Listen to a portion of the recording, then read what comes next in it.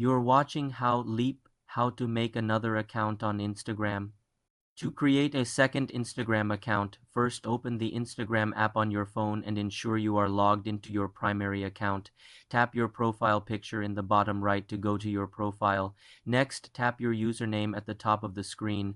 A drop-down menu will appear with your current account listed at the bottom of this menu. Tap Add Account. You will be taken to a login screen. Here, tap Create New Account at the bottom. You will be prompted to enter an email address or phone number for this new account.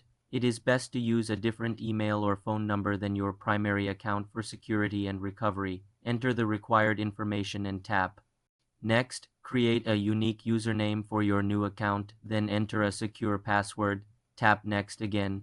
You can then fill out your profile information, such as name and a profile picture, or skip these steps for now. Instagram may ask you to confirm your email or phone number by sending a code.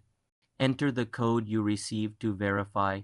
Your new account is now created and automatically added to your account center, allowing you to switch between accounts easily by tapping your username at the top of your profile. You can manage all linked accounts in the settings menu under Account Center for more simple computer tutorials. Subscribe to the channel.